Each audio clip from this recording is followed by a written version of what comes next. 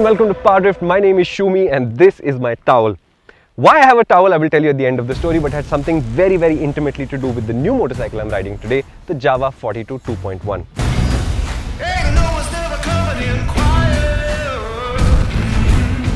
Now the 2.1 is not officially part of the name, it just tells you that this is the new top of the line 42 and you can distinguish it very easily by looking at the bottom of the motorcycle, which is now all black.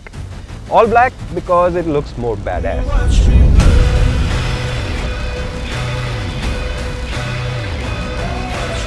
Also in styling terms, there's three new colors. This is the matte black, there's also a matte red and a matte white. All three of them actually look quite nice, and they've also added effectively a half a racing stripe with the 42 lettering on it, as well as the word Classic Legends, the name of the company, now officially appears on the motorcycle. You can also see the new alloy wheels at the bottom, and that also means tubeless tires, but we'll talk about those in just a minute.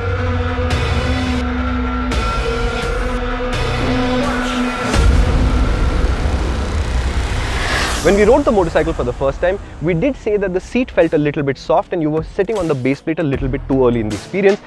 Jawa says they fixed that. This is a new seat, it's slightly wider than before, the foam is firmer than before, and like I always like to say, if you're going short distances, soft seats are fine, but as soon as you want to travel a long distance, and this, remember, is a 293cc engine, so you probably will, at that point you do want a firmer seat.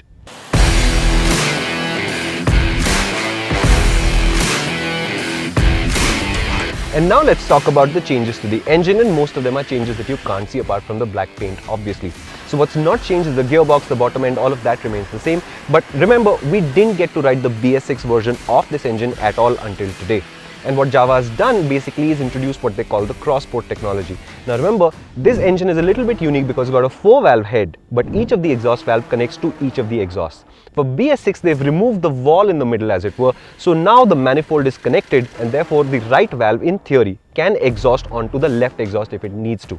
What Jawa says this does is give them more volumetric efficiency, which means the engines run better, and what that has translated to for you as the user is about 1 bhp more, despite the fact that this is now BS6 compliant. But Jawa has also gained another advantage from this because they've relocated the catalytic converter, and because now there are two small cans attached to each of the header pipes, you actually save 2 kilos of weight. What that translates to again is a little bit more power, the same peak torque as before but a fatter torque curve overall, and a little bit lighter weight, and that should mean better performance. Now unfortunately we were riding only on mountain roads today, and I can tell you that there were hairpins that I should have taken in first, which I was able to easily do in second, so the torque promise seems real and the motorcycle actually feels more or less like the old one. It's easy to ride. I think if Jawa were to lower the strength of the throttle spring a little bit more, this motorcycle might actually feel a little bit more lively as well.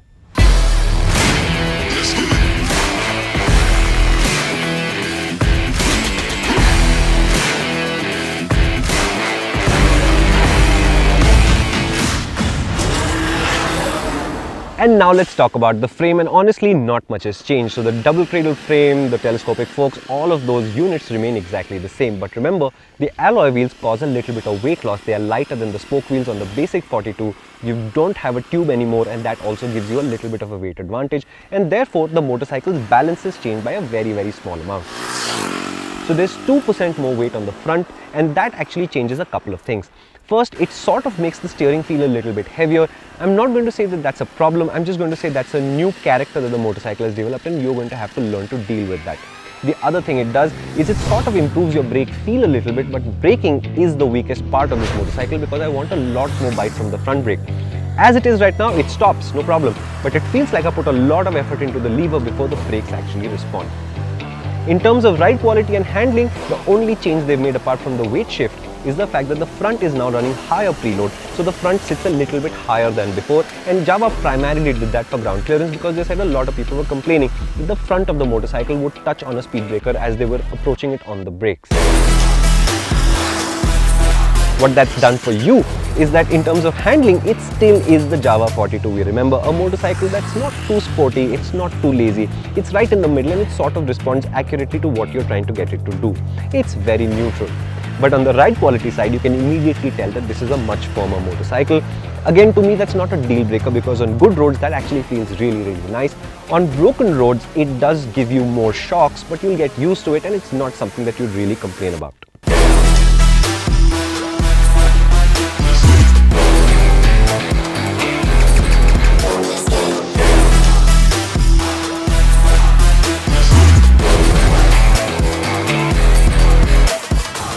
So that's the updated Jawa 42 2.1. Lots of small updates that amount to a small difference on the motorcycle as you ride it as well. The alloy wheels do mean that the price goes up, and in theory I think in the showroom it won't be called the 2.1, this will be called the Jawa 42 alloy wheel. This is about 4,000 rupees more than the base 42, which also gets all of the other upgrades. That leaves the Jawa. To me, they're all variants of each other because it's the same platform effectively. And if these two have already got the updates, then I'm assuming within the month, Jawa will also roll out those updates to the Jawa, which remember is 5,000 rupees more than this motorcycle.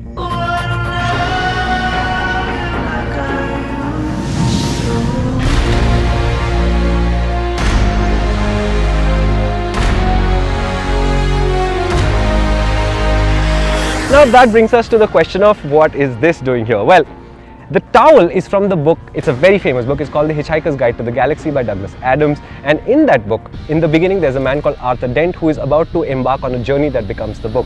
And the one thing he is told that if you're going to travel successfully in space, you need a towel.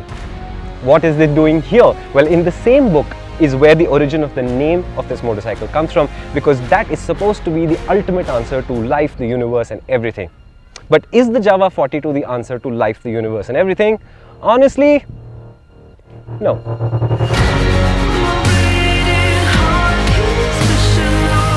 If there's anything else you'd like to know about this motorcycle, please leave us a comment. We do try to respond to all of our comments and DMs, both on Instagram, that's at PowerDrift, and here on YouTube. So please do subscribe, click the bell notification icon so you don't miss out on India's best automotive content. And please don't feel shy, leave us a question. We'll try and get you as accurate an answer as possible. This is PowerDrift.